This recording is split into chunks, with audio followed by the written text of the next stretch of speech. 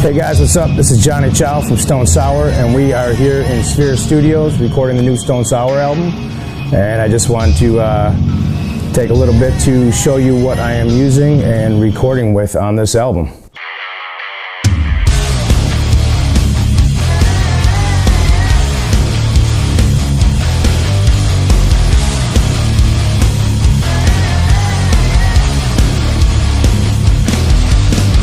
The main bass that I'm using for most of these songs is my custom Warwick Streamer Stage 2 with Babinga and Afzalia and rosewood fretboard, and it even has these fancy fret markers. One of the reasons why I love this bass for Stone Sour, it's a very versatile bass. It's Stone Sour has some songs that are very mellow, also very intense and heavy. For the mellower songs that I want to go for more of a classic kind of a tone, I've got this awesome like push-pull knob where I can bypass all the active electronics and go for more of that classic kind of a Zeppelin-y kind of a tone.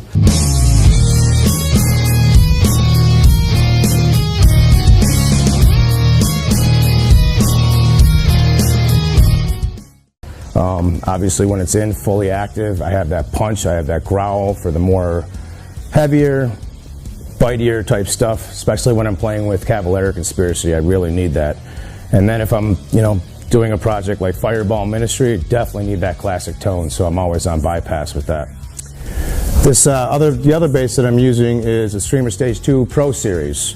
It also has the push-pull, so I can bypass the electronics. One reason why I do like having this in my arsenal is being the fact that it's a bolt-on and it's got that maple neck. It's much brighter, it's got more of a crispy growl and bite to it. So definitely I use this on a lot more of the aggressive type songs.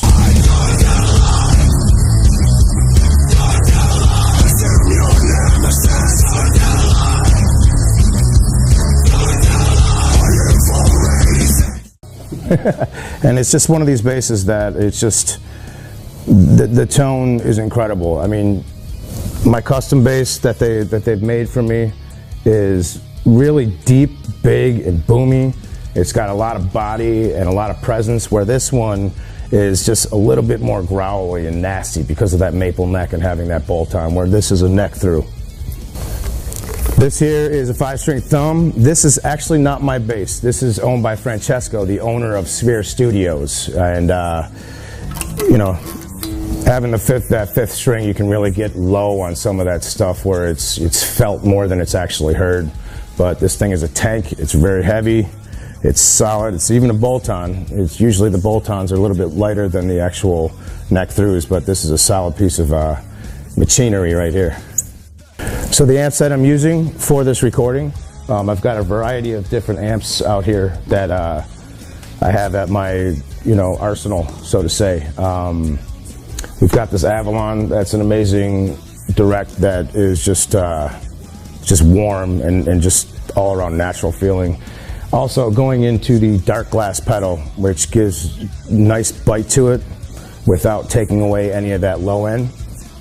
This Frank bass down here is a bass that I've been using on most of the tracks, where it's, as you can see, has 3 simple knobs, which I think is awesome because it's doesn't have all this added extra stuff where you get into wind up 3 hours into making your tone amazing and you stand back and you're like, no, that's not the tone I need. This is just right there. It's got a depth, it's got a gain, it's got a volume. It's all you really need. This is the bass. It's the bass, the foundation, like the instrument, as should be. It's, it's not that guitar like a lot of bass players try to be. We've been checking out the Bassman by Fender, also classic Ampeg SVT, and the World Tour class Eden. But to be honest with you, the Frank bass has all tube head, really warm, but it's got a lot of bite and crunch to it as well with that gain knob. The Chow Mastro burger is beef burger with shishito peppers, which is an Asian pepper that's not too spicy. It's got a little bit of heat, but more of a mild pepper. Burnt onions, which are off the hook, just thrown right on the grill, and then melted brie. and sounds like a heart attack, but it's awesome. It's off the hook, and I always try to push my friends to go for that burger because it's one of those burgers that you have and you're like, oh my God, there's no other burger I'm gonna have now. The beverage that would go with it, I'd say, you know, I'm an IPA guy. I like IPAs, so nice, refreshing, you know, citrusy IPA, I'd say it would be pretty good because the burger's pretty heavy, man. If you were to go with a stout or something like that, it would be a super heavy lunch right there.